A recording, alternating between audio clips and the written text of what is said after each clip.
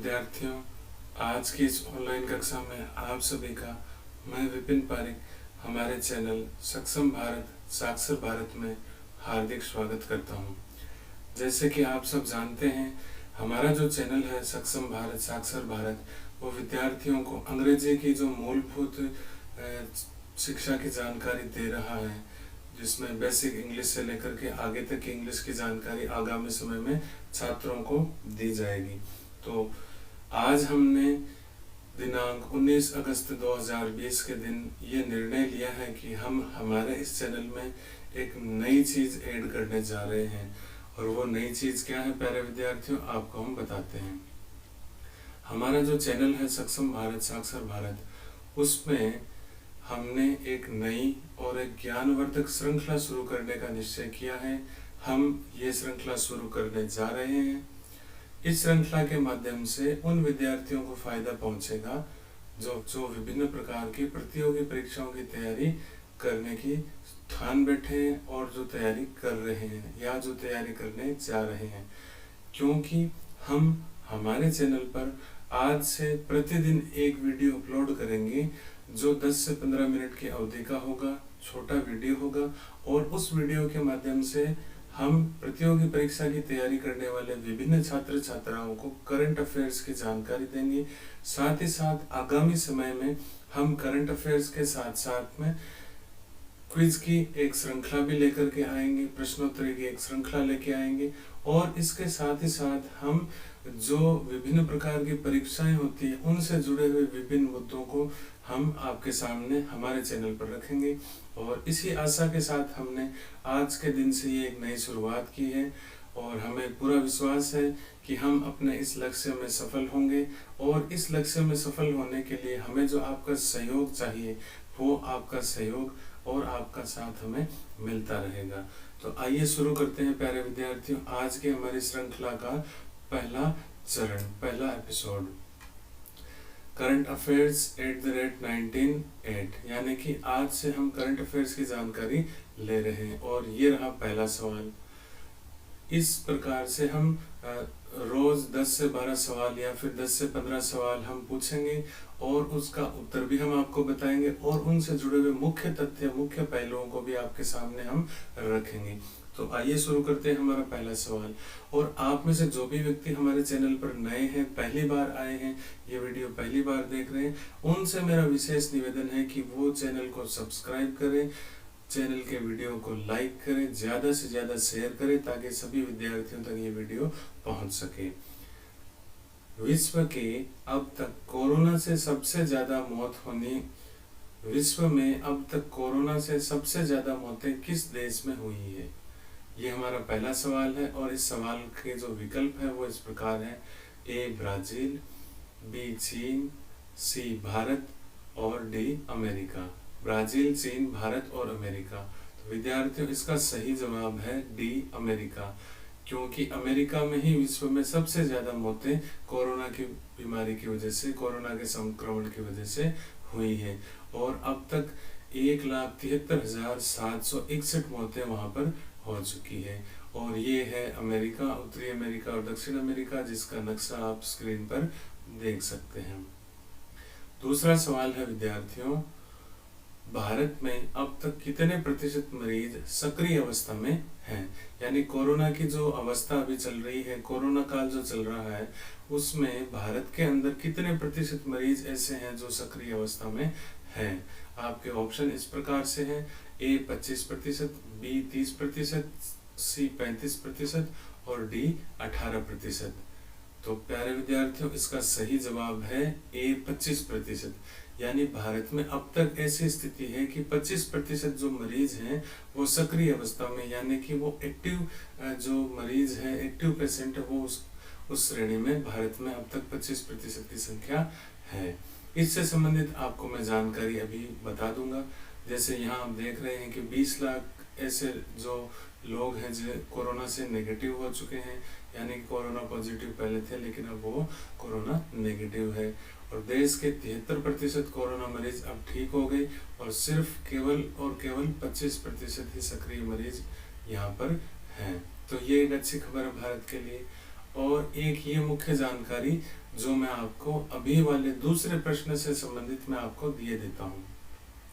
जानकारी इस प्रकार से है, भारत में पहली बार 202 दिनों के बाद में सक्रिय मरीजों की जो बढ़ने की दर है वो गिर करके 0.5% हुई है। और ऐसा माना जाता है विद्यार्थियों, जब ये दर गिरकर 0.00% हो जाती है, यानी एकदम शून्य हो जाती है, तो वहाँ पीक पॉइंट माना जाता है। और उसके बाद कोरोना की जो महामारी है वो ये सब मान लिया जाता है कि वो अब एकदम से समाप्त होने की ओर अग्रसर हो चुकी है। तो ये एक अच्छा संकेत है भारत के लिए कि 0.5% है।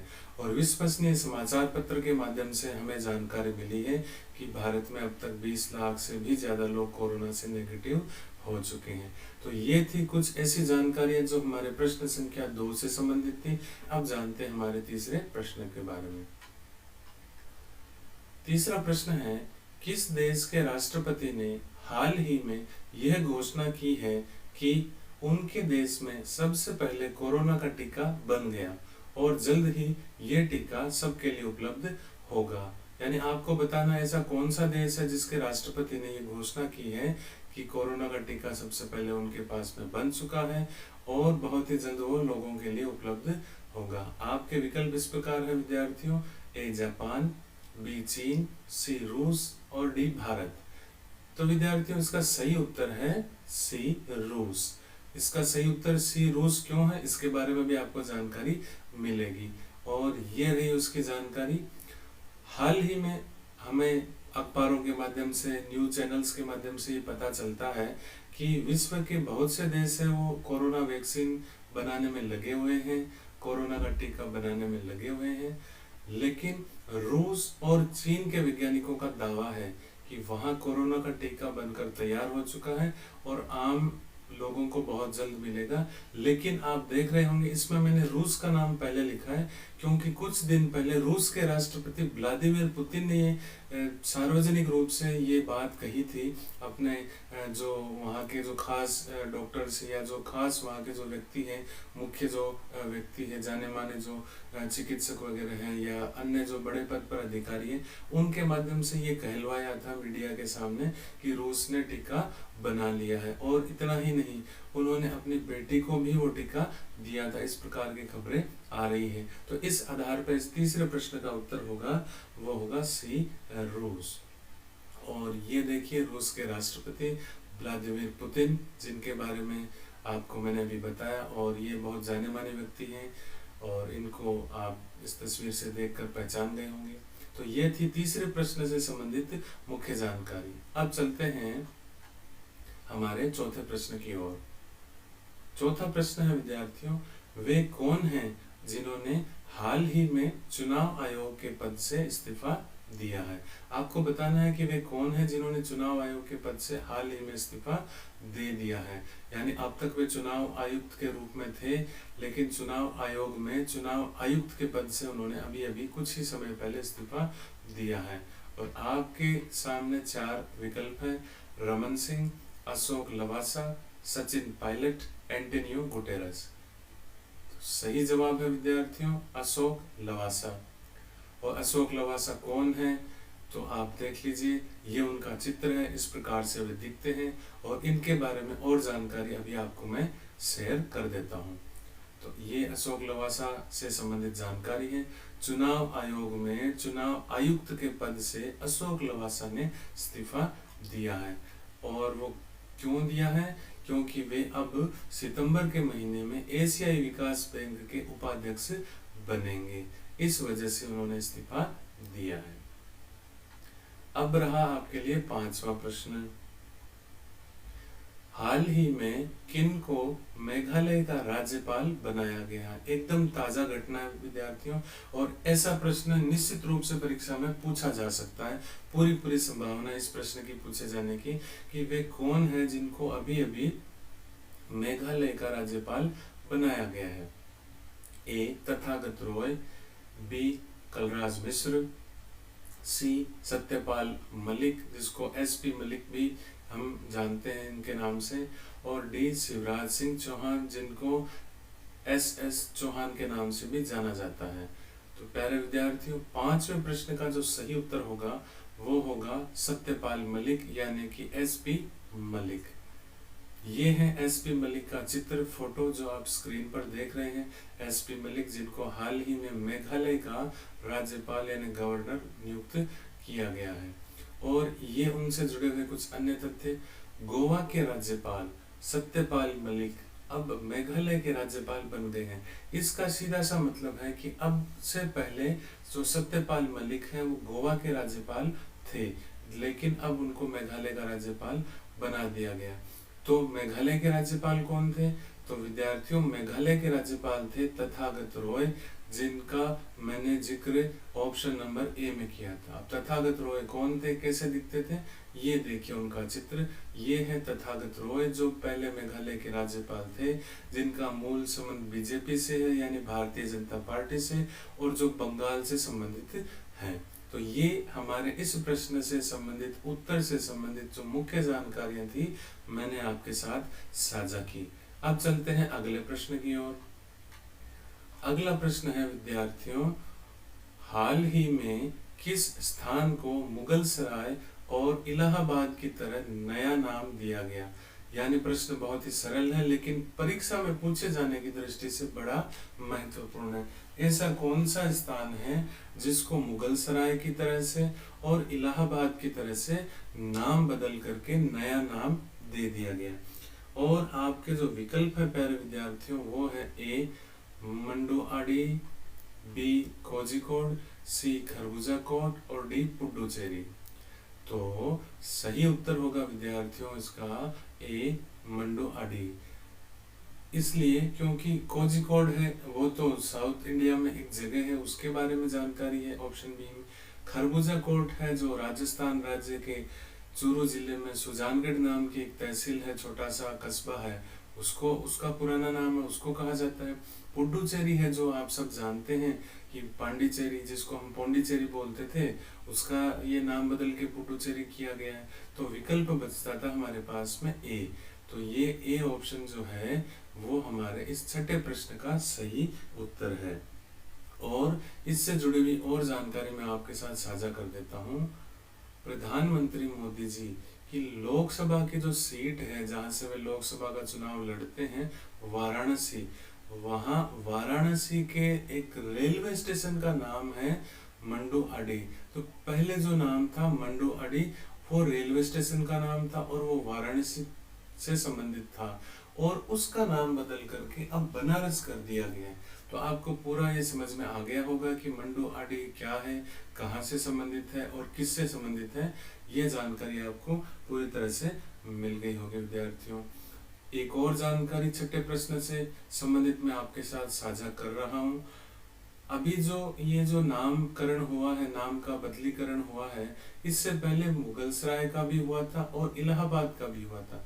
मुगल सराय का नया नाम है दीनदयाल उपाध्याय और इलाहाबाद का नया नाम है प्रयागराज, जिससे आप परिचित हो।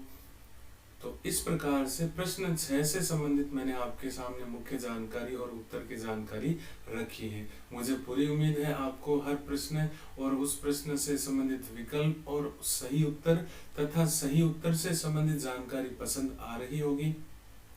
चलते हैं 7वें प्रश्न की ओर। 7वां प्रश्न है विद्यार्थियों, IPL यानी कि Indian Premier League, IPL Indian Premier League का संबंध किस खेल से है? बड़ा ही सरल प्रश्न है, लेकिन बहुत सारे विद्यार्थी ऐसे हैं जो खेलों के बारे में जानकारी कम रखते हैं और ये लेटेस्ट एक प्रश्न है। तो ये आपको ध्यान में रखना बहुत जरूरी है, क्योंकि बहुत बार ये देखने में आया है कि खेल से संबंधित 1 या 2 प्रश्न निश्चित रूप से परीक्षा में पूछे जाते हैं। तो option number A football, B option है खो खो, सी ऑप्शन है क्रिकेट और डी ऑप्शन है हॉकी। तो किस खेल से संबंधित है IPL, ये आपको बताना है। और विद्यार्थियों सही उत्तर है सी क्रिकेट। क्रिकेट से संबंधित है IPL, और IPL जो है उसमें कुल मिलाकर के 8 क्रिकेट की टीमें खेलती हैं। भारत के अंदर ये आयोजन होता है। इस बार ये आयोजन भारत के अंदर नहीं होगा, ये आयोजन संयुक्त अरब अमीरात के अंदर होगा, यानी कि UAE में होगा। और ये सितंबर महीने से आईपीएल का जो अगला सीजन है वो शुरू होगा। तो ये थी आईपीएल से संबंधित जानकारी, क्रिकेट के इस संस्करण से संबंधित जानकारी।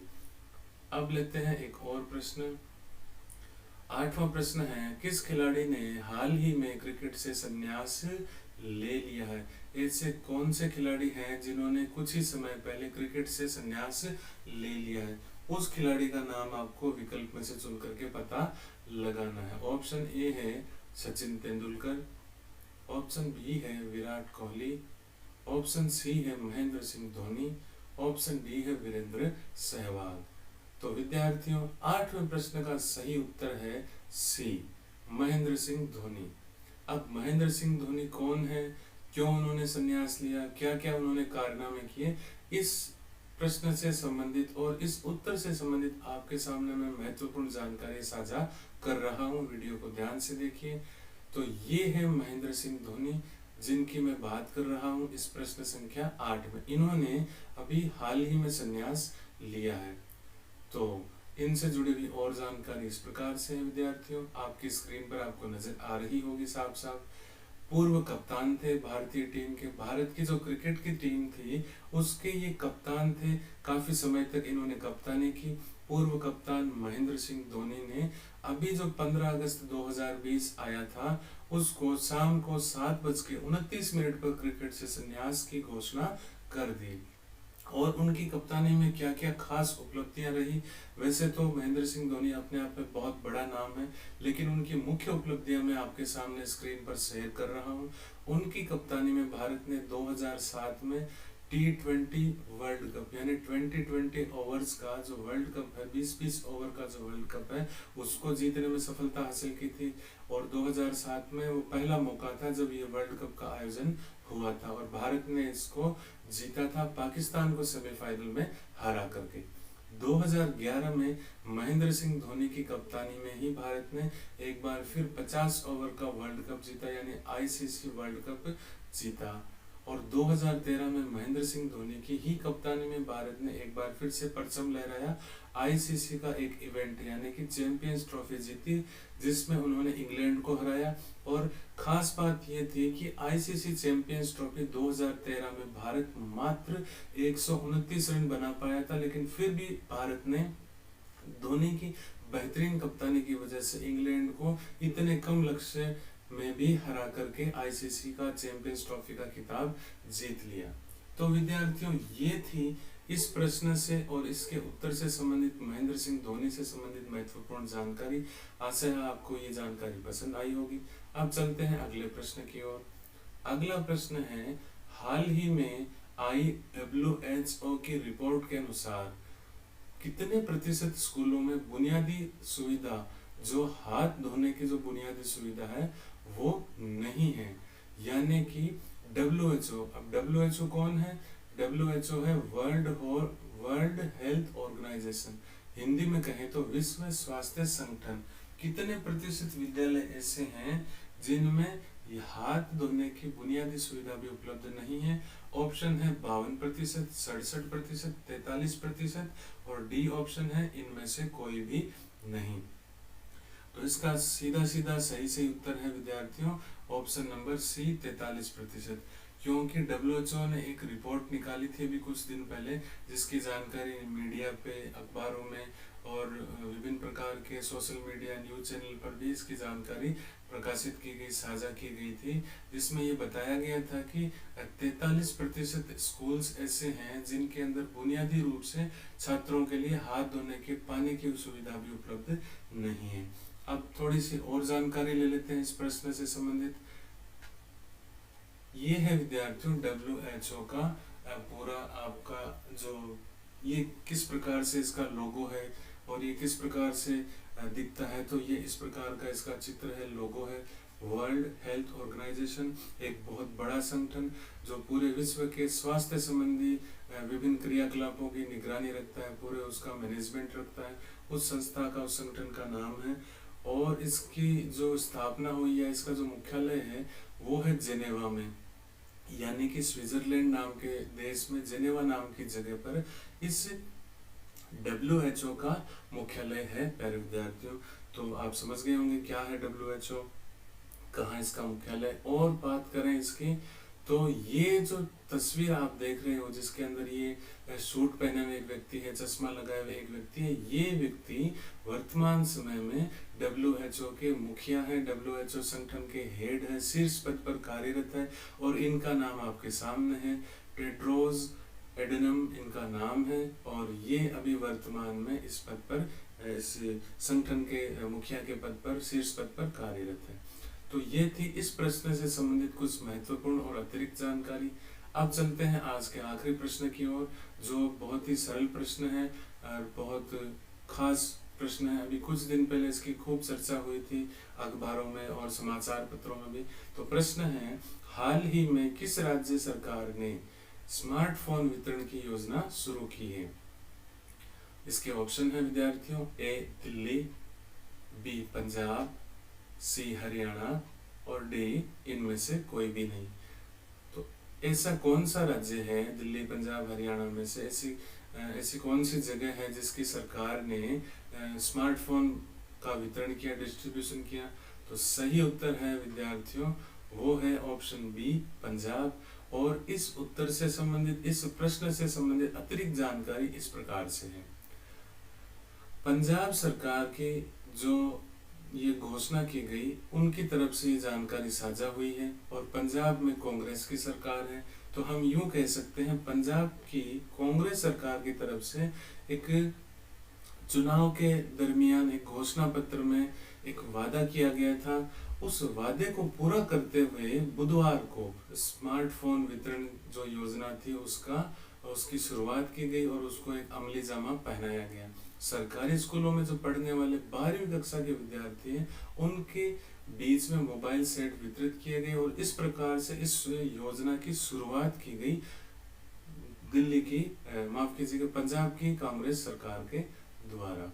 इस योजना के तहत पहले चरण में सरकारी स्कूलों में पढ़ने वाले 12वीं कक्षा के 1,74,015 विद्यार्थियों को इसका सीधा लाभ मिलेगा। और इस योजना का जो पहला चरण है वो नवंबर तक पूरा होगा।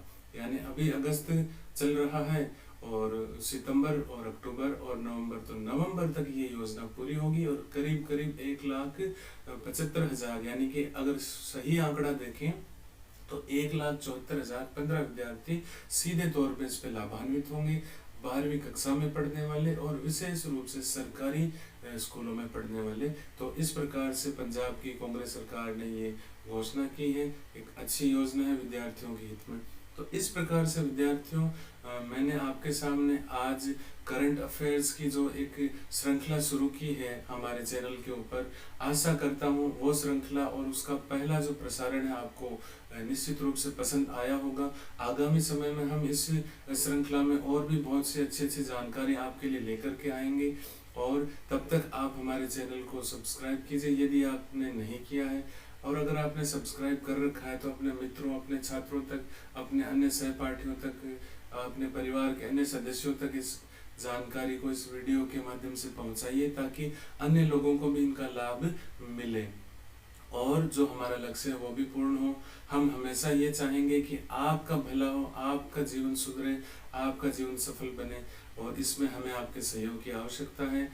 तो वीडियो को लाइक कीजिए, शेयर कीजिए और अधिक से अधिक लोगों तक ये जानकारी पहुंचाइए। किसी भी प्रकार की कोई समस्या है, कोई शिकायत है या आपके कोई सुझाव है तो हमें कमेंट बॉक्स के माध्यम से कमेंट जरूर करिए, क्योंकि आपके कमेंट्स अगर नहीं आएंगे, आपके लाइक्स अगर नहीं आएंगे, आपके द्वारा शेयर नहीं होगा तो हमें पता नहीं चलेगा कि हम क्या कर रहे हैं, सही कर पा रहे हैं या नहीं कर पा रहे। तो आज के लिए फिलहाल इतना ही, मुझे दीजिए इजाजत। कल हम प्रश्नों के ढेर के साथ हम मिलेंगे, तब तक के लिए धन्यवाद।